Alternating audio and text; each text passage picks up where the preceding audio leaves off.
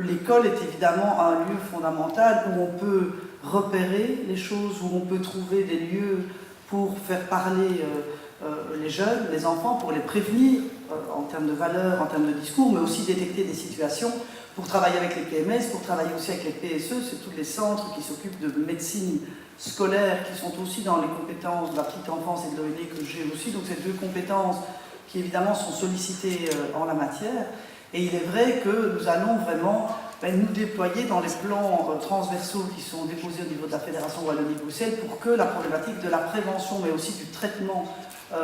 en la matière pour les jeunes, les petites filles, les familles, soit pris en charge et soit une priorité tout aussi importante que les autres thématiques en matière de prévention de violence, en matière d'égalité de traitement entre les femmes. Il faut des lieux de parole, il faut aussi que les enseignants et les éducatrices ou éducateurs soient bien formés, soient bien informés. Donc organiser ça au niveau de l'enseignement, il y a des initiatives, on doit encore plus les déployer. Surtout aussi au niveau de l'ONE, des consultations avec les familles, de la manière avec laquelle on peut, à ce moment-là, en lien d'ailleurs avec l'association, porter des projets, sensibiliser, donner les informations et éviter que nous ayons ce risque.